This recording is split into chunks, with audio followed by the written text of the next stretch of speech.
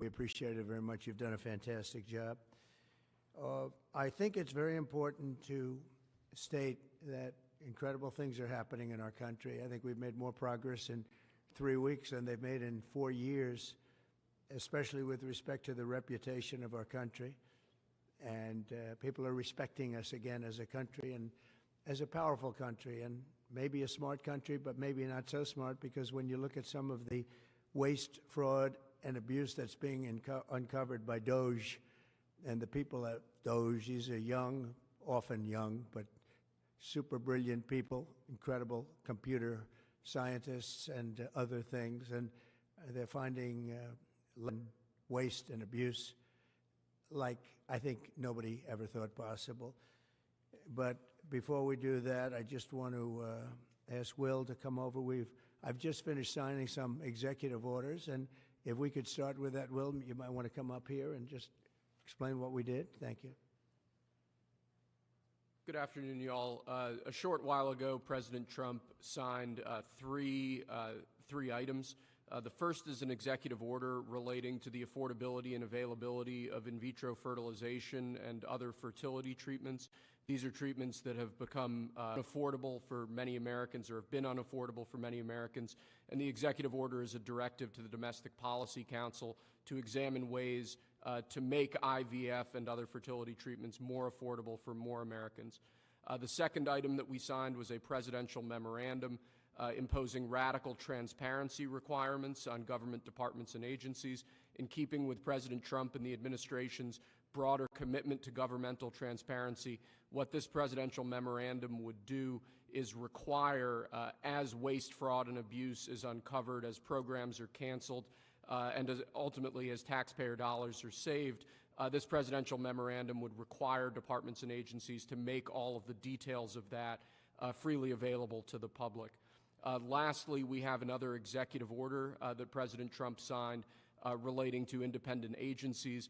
This executive order would establish important oversight functions in the Office of Management and Budget and its subsidiary office, OIRA, supervising independent agencies and many of their actions, and also reestablishes the longstanding norm that only the President or the Attorney General can speak for the United States when stating an opinion as to what the law is. Thank you very much, Will. That was the primary purpose of this conference, to explain that they're all very important in their own way.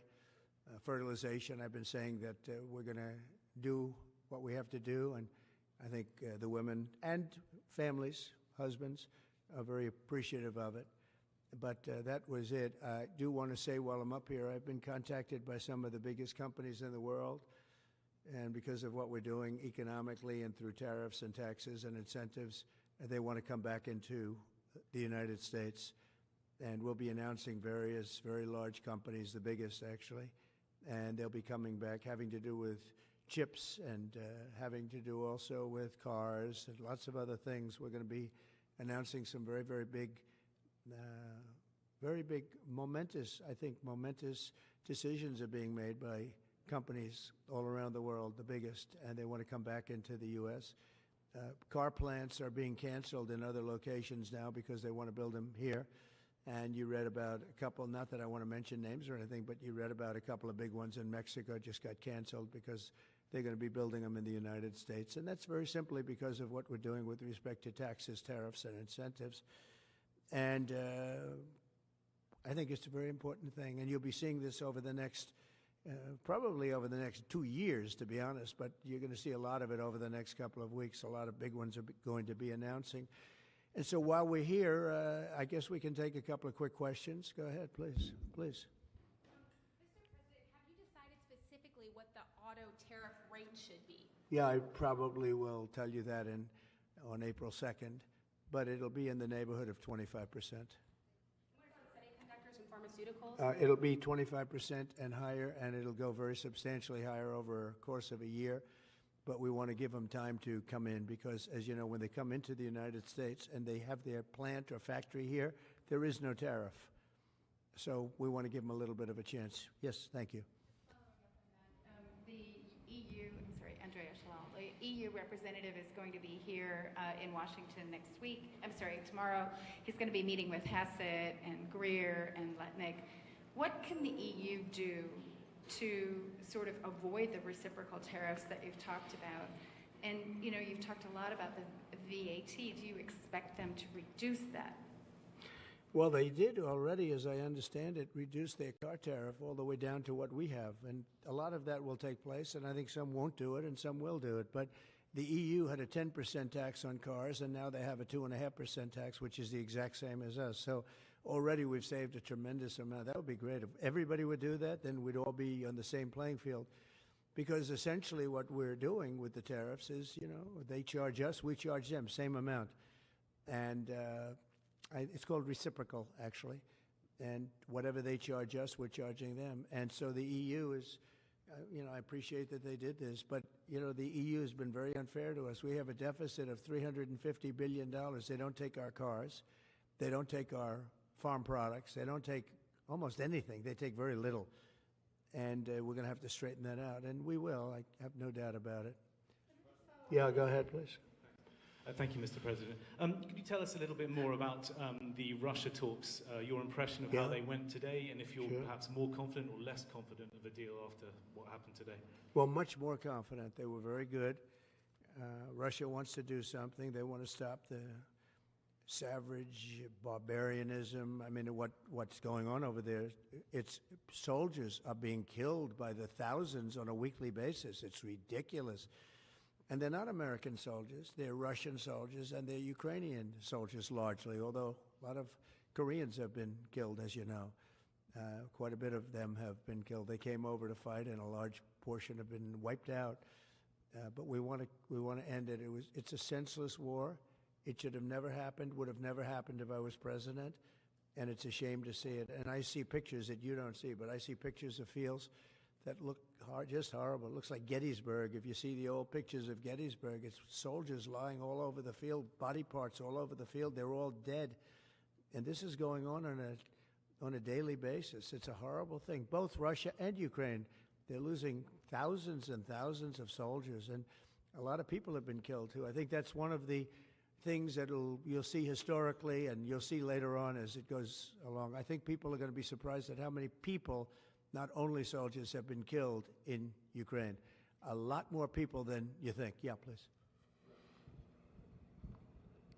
President Trump, as part of a peace deal with Putin, would you be willing to consider removing all American troops from Europe? Well, nobody's asked me to do that, so I don't think we'd have to do that. I wouldn't want to do that. But that question's never really come up. Yeah. Please. Sir, do you support stationing European peacekeeping troops in Ukraine as part of this peace deal? If they want to do that, that's great. I'm all for it. If they want to do that, I think that'd be fine. I mean, I know France has mentioned it. Others have mentioned it. UK has mentioned it. But, if we have a peace deal, I think having troops over there from the standpoint of Europe, we won't have to put any over there because, you know, we're very far away. But having troops over there would be fine. I would not object to it at all. We're talking about this now, peace. We have either a ceasefire or a peace itself, and we're looking to do both. We'd start off with the ceasefire, and if they want to do that. I know France was willing to do that, and I thought that was a beautiful gesture. Yeah, please. Do you have any message for Ukrainians who, after 3 years of fighting, might feel betrayed or disappointed at not having a seat at these initial talks in Saudi Arabia? Well, I think I'm really disappointed in what's happened. I've been watching this for 3 years. It's a war that would have never happened if I was president, and I've been watching these people being killed at levels that you've rarely seen, not even close, since the Second World War. And I'm very disappointed. I hear that, they're upset about not having a seat. Well, they've had a seat for 3 years and a long time before that. This could have been settled very easily. Just a half-baked negotiator could have settled this years ago without the loss of much land, very little land, without the loss of any lives, and without the loss of cities that are just laying on their sides. You have those magnificent golden domes that are shattered, will never be replaced. You can't replace them. 1,000-year-old domes that are so beautiful, you can't replace that. The whole civilization has changed because of what. So when they're worried about not being seated, you mean somebody that should have gone in and made a deal a long time ago? You could have made a deal. This is one that could have made a deal. There was no talk of this during the Trump administration. Putin would have never, ever done it. And by the way, we wouldn't have had October 7th. You know that. We wouldn't have had October 7th either in Israel. And we wouldn't have had that mess that's going on over there. It's like we have great fire people here. We're putting out fires. All over the world we're putting out fires. So that wouldn't have happened. And you know what else wouldn't have happened? Inflation. Because it was caused really by the cost of energy going through the roof because of their bad energy policies and also their spending, their terrible spending, wasteful spending on the Green New Scam. It's a scam. It's a whole big scam. Yeah, please. Yes, sir. I want to ask you a little closer to home. What would it take for you to reconsider the restrictions on the Associated Press? And secondly, some of your advisors are concerned with the Associated Press's style guide, using language and giving guidance to not use words like illegal immigrant or to use phrases like gender-affirming care. And they're concerned about that being an encroaching amount of liberalism in the way in which the press writes about things. Do you share those concerns? Well, I do think that some of the phrases that they want to use are ridiculous, and I think, frankly, they become obsolete, especially in the last 3 weeks, because many things have happened in the last 3 weeks, and I didn't know about that, but I would say that if they want to use certain phrases like that, and I guess some are okay, but many aren't, but the Associated Press just refuses to go with what the law is and what is taking place. It's called the Gulf of America now. It's not called the Gulf of Mexico any longer. I have the right to do it, just like we have the right to do Mount McKinley, and nobody's even challenging that. But only the essentially, it's primarily the Associated Press, and I don't know what they're doing, but I just say that we're going to keep them out until such time as they agree that it's the Gulf of America. We're very proud of this country, and we want it to be the Gulf of America. Now, the Associated Press, as you know, has been very, very wrong on the election, on Trump and the treatment of Trump, and other things having to do with Trump and Republicans and conservatives. And they're doing us no favors, and I guess I'm not doing them any favors. That's the way life works. But, you know, thank you for the question. Who are you with? Very good question. Thank you. Yes. We're hearing that Russia wants to force Ukraine to hold new elections in order to sign any kind of a peace deal. Is that something that the U.S. would ever support? Well, we have a situation where we haven't had elections in Ukraine, where we have martial law, or essentially martial law in Ukraine, where the leader in Ukraine, I mean, I hate to say it, but he's down at 4% approval rating, and where a country has been blown to smithereens. You got most of the cities are laying on their sides. The buildings are collapsed. It looks like a massive demolition site. The whole, I mean, so many of the cities. I mean, they haven't done it in Kiev because I guess they don't want to shoot too many rockets in there. They've done it 20%, but they haven't done it 100%. If they wanted to do it 100%, it would probably happen very quickly. But you have cities that are absolutely decimated. And yeah, I would say that, you know, when they want a seat at the table, you could say the people have to, wouldn't the people of Ukraine have to say, like, you know, it's been a long time since we've had an election. That's not a Russia thing. That's something coming from me and coming from many other countries also. You know, Ukraine is being just wiped out. Look at what's happening to the cities. There are cities, there's not even a building standing. It's a massive, you talk about Gaza. I mean, it's literally, these look like Gaza.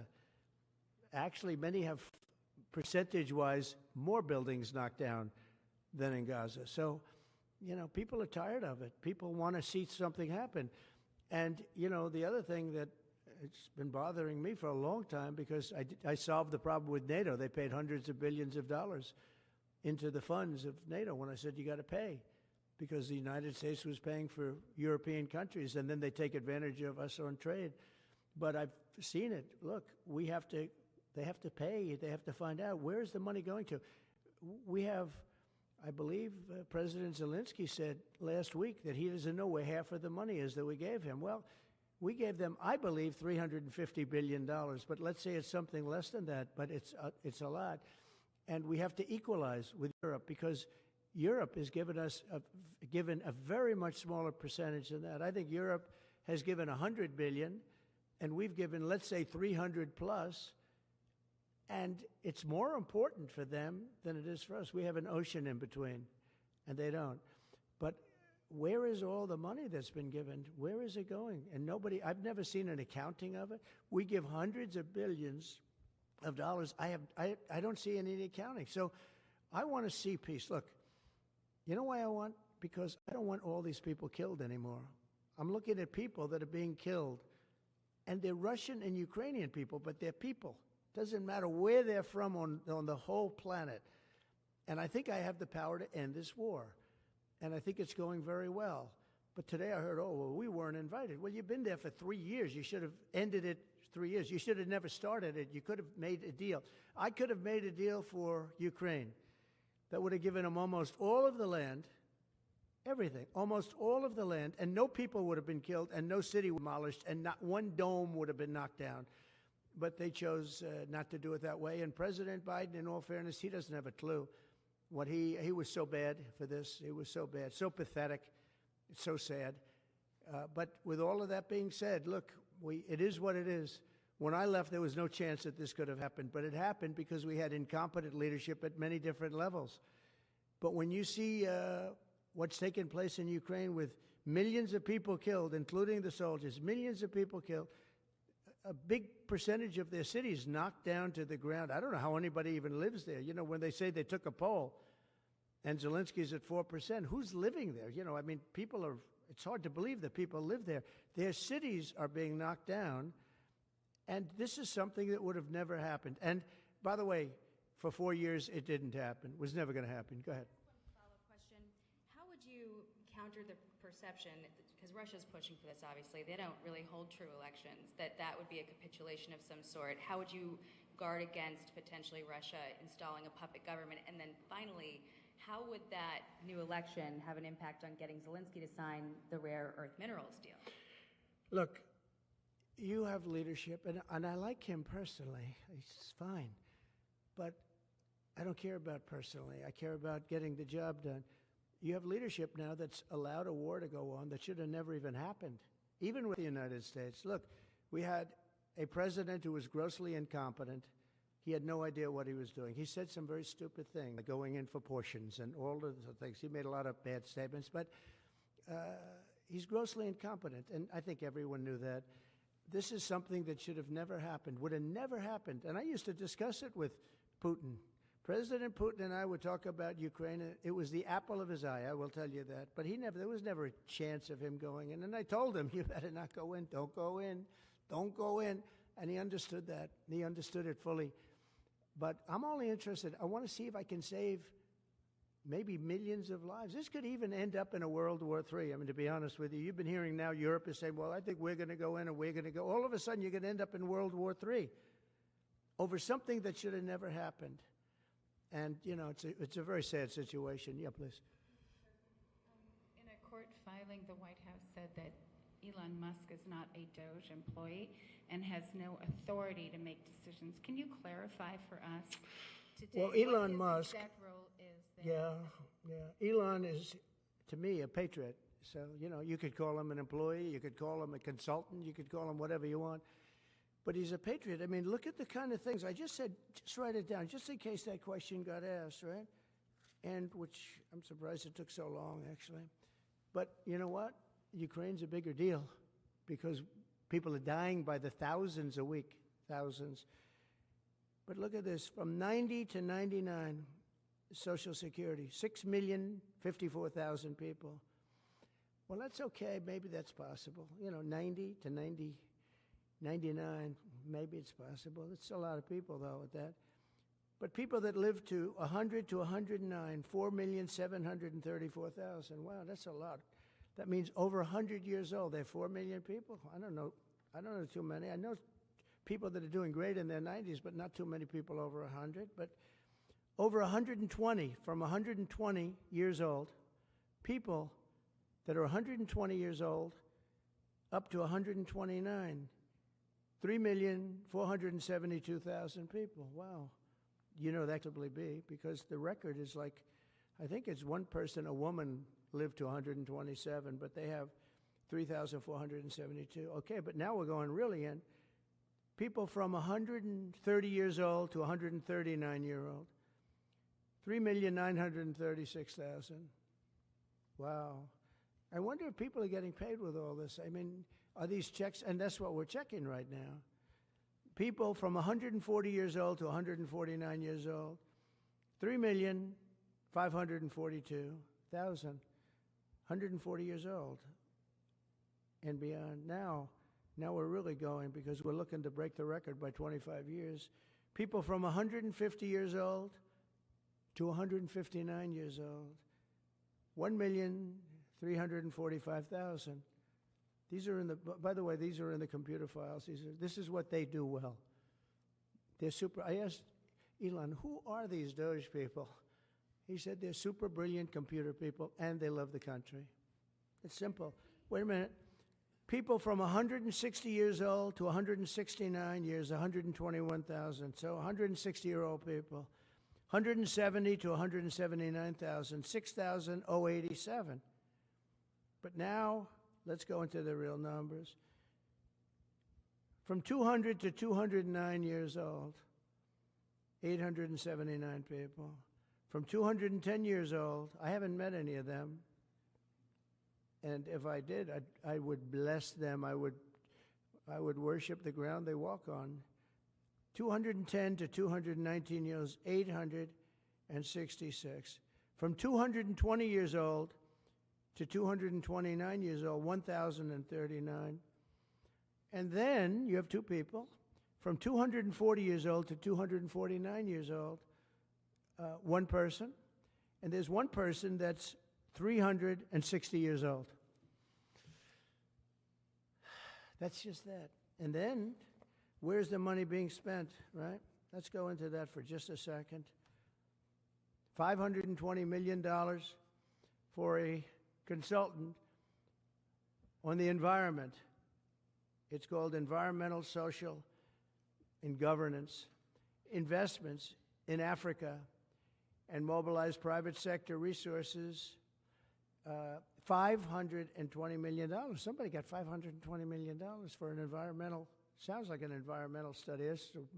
I've always been one that paid a lot of money for my environmental studies, but I paid like $50,000, not $520 million.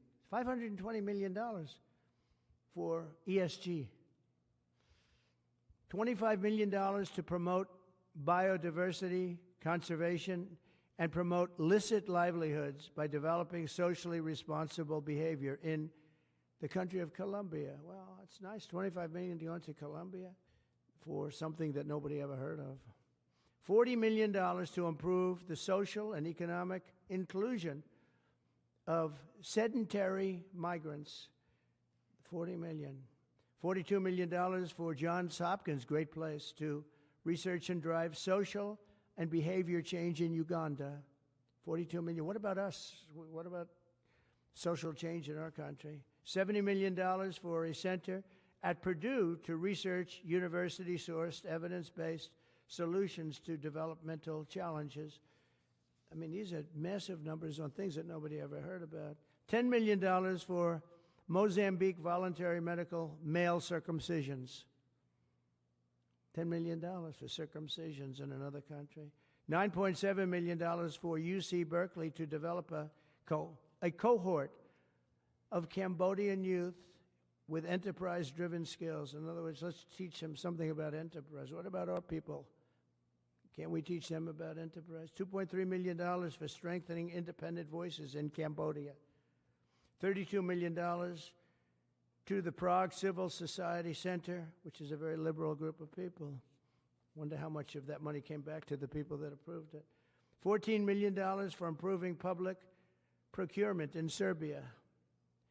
$486 million to the Consortium for Elections and Political Process Strengthening, including $22 million for inclusive and participatory political process in Moldova.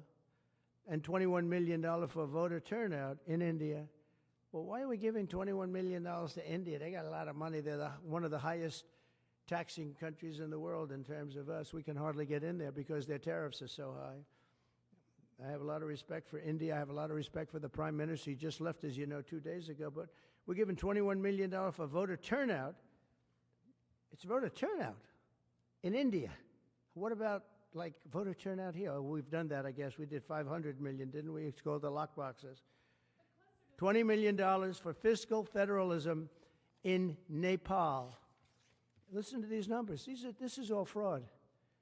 $19 million for biodiversity conservation in Nepal. $1.5 million for voter confidence. We want to give them confidence in Liberia. $14 million for social cohesion in Mali. $2.5 million for inclusive democracies in South Africa. $47 million for improving learning outcomes in Asia. Asia's doing very well.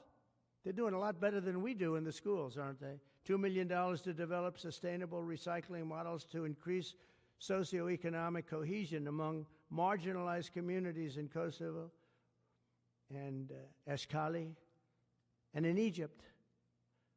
We're talking about hundreds of billions of dollars. I could, by the way, I could read this all day long. I could go on all day long, and you'll see hundreds of billions of dollars, and we're doing it. But when I saw the Social Security numbers, I said, wow, that's really something. So we have, let's just go above 100 years old. We have millions and millions of people over 100 years old. Everybody knows that's not so. We have a very corrupt country, and it's a sad thing to say, but we're figuring it out. Now, the good thing about Social Security and what I read is if you take all of those numbers off, because they're obviously fraudulent or incompetent, but if you take all of those millions of people off Social Security, all of a sudden we have a very powerful Social Security with people that are 80 and 70 and 90, but not 200 years old. You know, so it's a very positive thing. How about over here? Yeah, please. Your reaction to Michelle King, the head, resigning after the DOGE? Who resigned? The head of Social Security. I don't know. I mean, I resigned or got fired. I think got fired. You know, when you fire somebody, they always resign, and then they say, we resigned.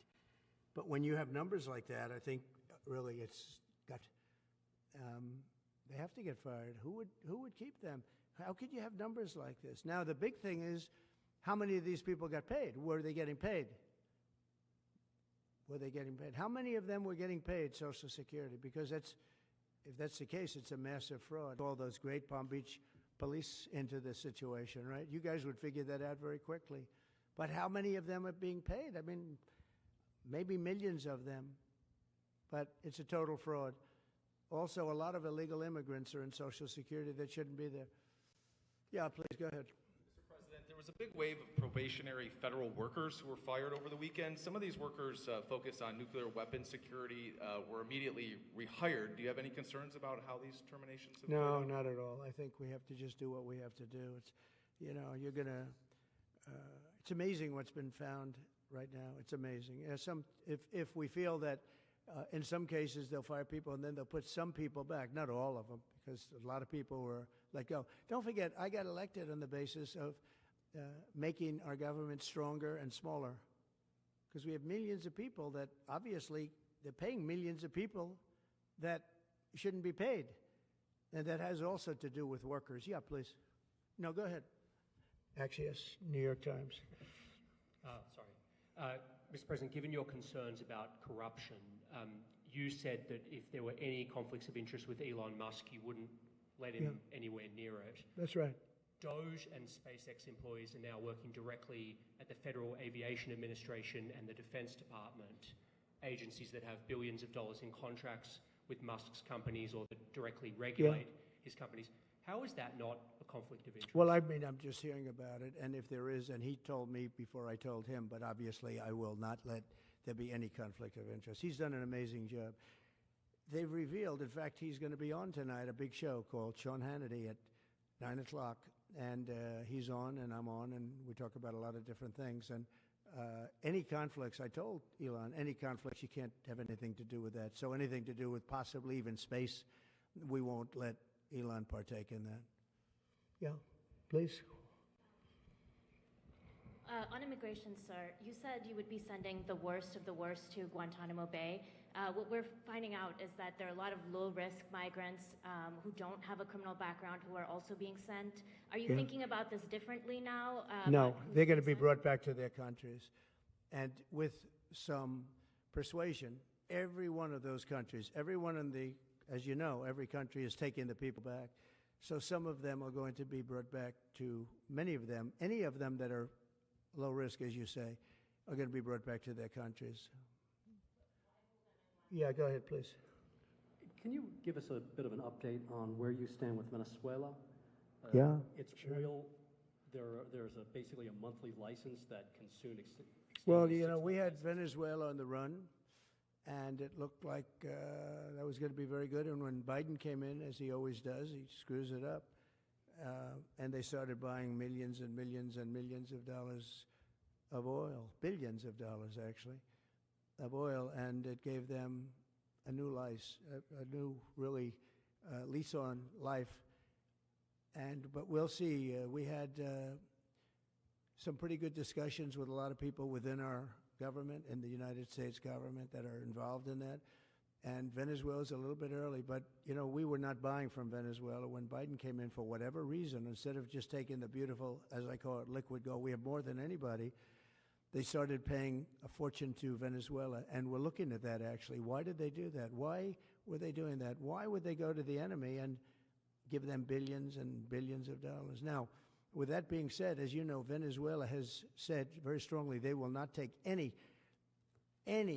illegal immigrant, any of the people that they sent over to us. They sent their gangs, probably the worst gang anywhere in the world, as bad as MS-13, maybe worse, and they came out of the jails of Venezuela. They emptied their jails into our country, and they said, we'll never take them back. Well, they took them back, and they're taking them back, and they are taking them back rapidly.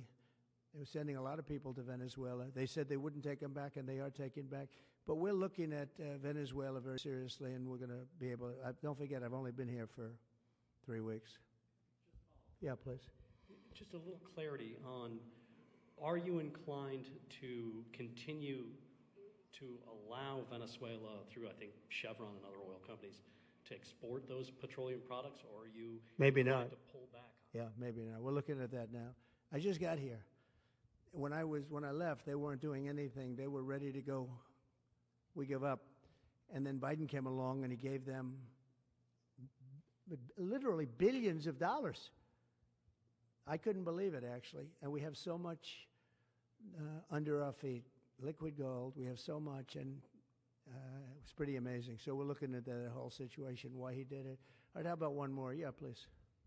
Thank you, Mr. President. What can you tell us about the CIA on flights over Mexico? Is this the next step in the war against the cartels? Well, we're going to see. Should they have authority to take lethal action? Mexico's allowed a tremendous number of people to go through their country into ours, and even people coming from Mexico, and illegals, totally illegal.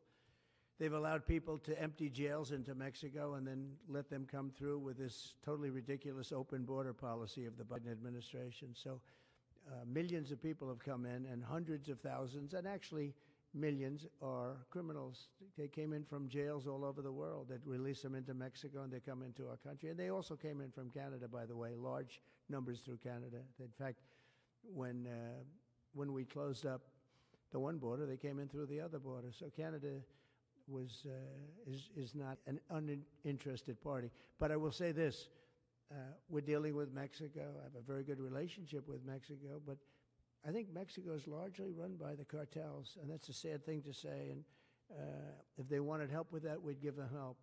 But Mexico, if you look at what's gone on with Mexico for years now, but now especially, it's run by the cartels.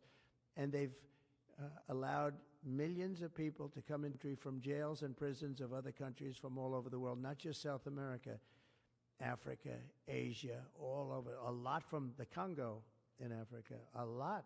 They opened their jails. They came in through Mexico, And we have some of the worst criminals coming in from the Congo and other places. So it's not just South America, and it's not just Venezuela, but they open their jails. And you know the crime rates in Venezuela and other places all over the world has gone way down. You know why? Because they've given us their prisoners, they've given us their drug lords and their gang members, and it's hard to believe that we accepted this. It's hard to believe that we allowed open borders, and we're taking in, you know, hundreds of thousands and millions of people coming in from all over the world that are absolute stone-cold criminals. In fact, 11,088 murderers, and many of those people have murdered more than one person.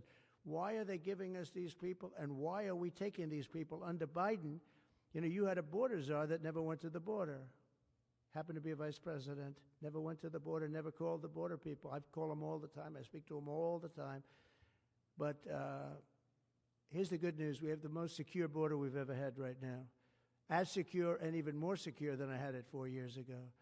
And the Border Patrol is doing incredible. ICE is doing incredible. Tom Homan's unbelievable, and Kristi Noem has been just working very, very hard, very, very hard. And we have the best numbers we've ever had, and we're going to keep it that way. And we're going to find out how a thing like this could have happened to our country, because who would allow this to happen? What they've done to our country is so sad. Thank you very much. Thank you.